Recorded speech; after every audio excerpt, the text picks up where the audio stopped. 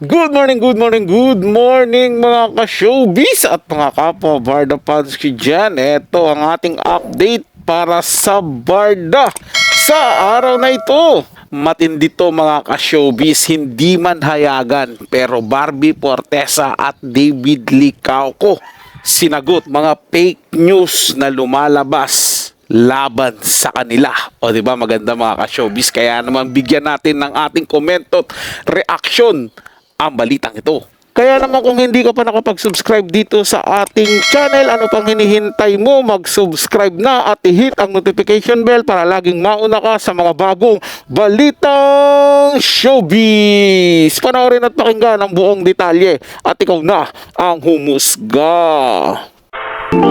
Chikatas Today. Tagal nang binabato ng mga bashers ang Barda Love Team ng kung ano-anong isyu.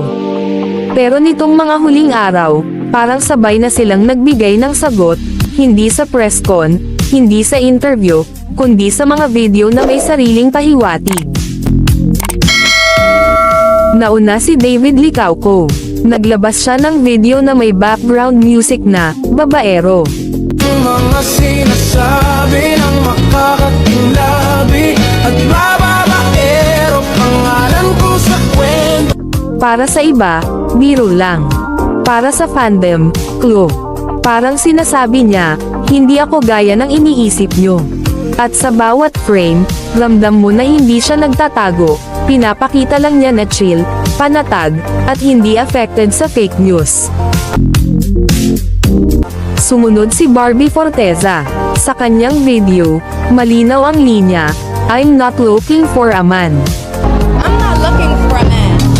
Let's start there. Pero ang twist, nasa lover era siya.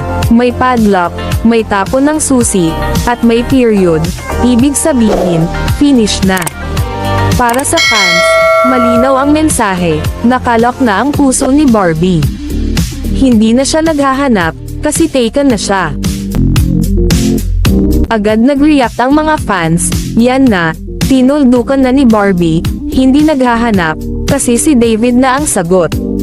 Team panatag hanggang dulo, komento ng Barda fans. Sa kilig train guys ng Barda believers, ang mga video ay hindi simpleng content. Ito'y mga pahiwatig na nagsasabing nasa tamang tao, at tamang panahon na si Barbie, at si David ang clue.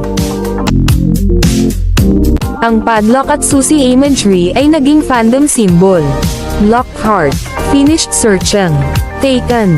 At sa lover era, mas lalong lumalim ang narrative, hindi na ito tungkol sa promo o project, kundi tungkol sa tunay na koneksyon.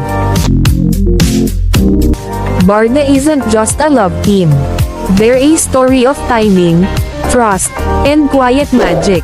Sa bawat video, sa bawat pahiwatig, pinapakita nila na hindi na kailangan ng malalakas na salita para ipagtanggol ang sarili. Ang kilig at panatag na energy nila, ang tunay na sagot. So ayun na mga ka-showbiz, 'di ba? Napakasimple lang. Hindi nila kailangan magpaliwanag ng sobra-sobra. 'Di ba para sa akin, hindi naman dapat ipaliwanagan, ipaliwanag yung mga saloobin nila. 'Di ba mga ganyan simpleng pamamaraan lang. Okay na yan, lalo na sa mga taong naniniwala sa kanila at humahanga po sa kanila. Hindi nila kailangan magpaliwanag doon sa mga taong ayaw sa kanila, na ayaw maniwala sa kanila. Kahit kasi, mga ka-showbiz, gaano kahaba ang paliwanag mo, maglumod ka man dyan, kung ayaw sa'yo, ayaw talaga sa'yo. At hindi nila yan pakikinggan, anuman ang sabihin mo, anuman ang ipaliwanag mo. Hindi po ba mga ka-showbiz? Kaya dapat wala pong dapat ipaliwanag at patunayan sina Barbie Forteza at David Licauco, lalong-lalo na doon sa mga taong ayaw sa kanila. Basta po tayo mga ka-showbiz, mga kapwa ka-Barda fans ko dyan na sumusuporta, nagmamahal kina Barbie at David, tuloy lang po tayo at wag natin silang bibitawan. At manatili po tayong naniniwala sa kanila at magmamahal sa kanila at susuporta sa kanila. At humihingi rin po ako ng tawad sa inyo mga ka-showbiz, mga kapwa Barda fans ko dyan, kung medyo natagalan tayo. sa ating upload. Medyo na busy lang po ako dahil inasikaso po natin ang ating konting pinagkakakitaan. Pero tuloy na po ulit tayo ngayon, mga ka-showbiz, mga kapwa Barda fans ko dyan. Para sa mga bagong balitang showbiz, ugaling tumutok dito sa ating channel at mag-subscribe at i-hit ang notification bell para laging mauna ka sa mga bagong balitang showbiz.